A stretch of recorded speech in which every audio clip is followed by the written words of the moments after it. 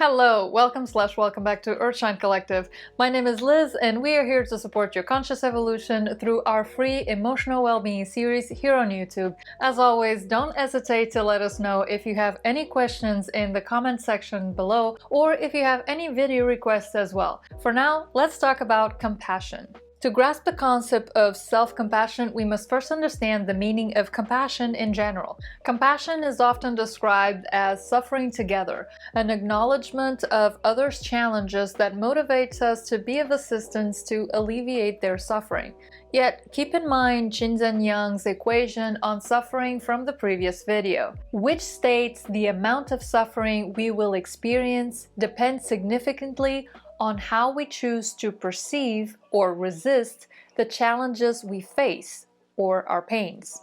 Compassion requires compromise and a shared understanding of the human condition, the recognition that we are all walking our own individual and unique paths paved by the lessons we are here to learn in the pursuit of embodying who we already are, worthy and whole. It is usually confused with empathy since both stem from the same desire to better relate and understand others' experiences.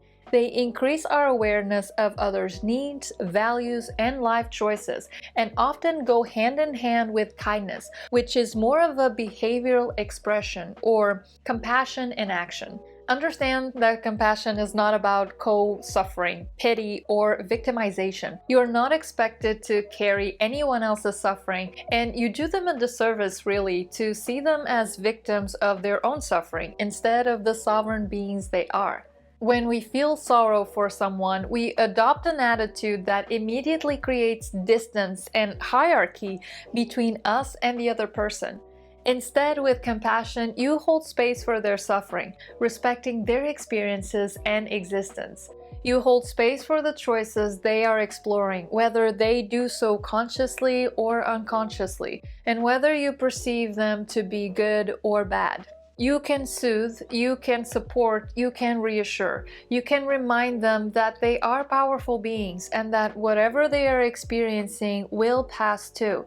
You can even invite them to hold space for themselves, to suspend their inner critic and be present with what is. Compassion is a state of being, which implies that we must hold it for ourselves before giving it to others.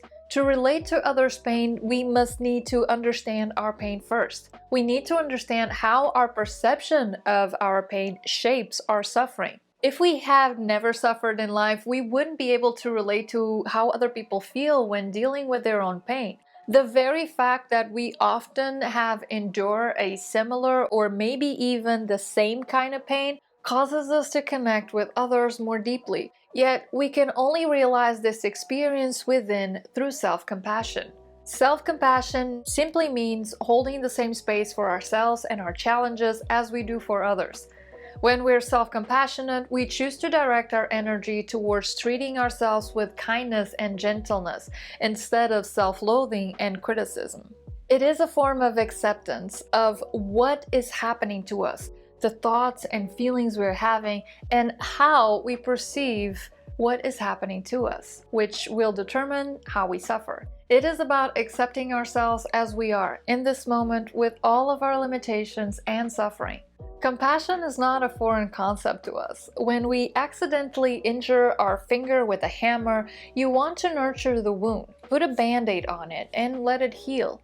You might view this as a natural form of self-compassion. Oddly enough, though, whenever we're mentally or emotionally wounded, we often act entirely differently. Instead of being accepting and gentle, we struggle with our emotions and treat them like they are the shadows we want to remain hidden in the corners of our closet. This is the mindset that activates our inner critic. We first experience the pain of messing up, of not succeeding, and on top of that, we make it even worse by stressing the fact of how miserable that makes us feel and how avoidable that whole experience was. In the example we just gave, the inner critic can be compared to the hammer constantly hitting once more and again the pain we already have. Self-compassion suspends the hammer, the suffering caused by the inner critic, and allows us to focus on taking care of the wound, taking care of ourselves. It allows us to stop fighting our emotional pain Instead, we let ourselves feel it and respond with loving kindness and understanding rather than self-judgment. Self-compassion turns the pain of the hammer hitting our finger into a lesson or reminder to slow down, tend to our wound, and then adjust our focus and give attention to what we're doing in the moment next time. Mistakes happen. None of us is perfect, and we're always doing our best. There is constantly something to learn, and if we get a next time, we can choose to do it differently. For now, we take care of ourselves like we would take care of someone very dear to us. And speaking of others, here's another perspective to keep in mind. It is very challenging to empathize with other people's feelings of despair, fear, failure, or shame if we do not tolerate the same feelings within ourselves. How are we supposed to be present to others when we are absorbed by our own inner struggles? If we learn to deal with our own distresses in a healthy manner, we will have plenty of room left to devote our energy to other people. This is why expanding compassion to others matters. Compassion for other people enables connectedness. As social beings, we have a strong need to feel connected to each other.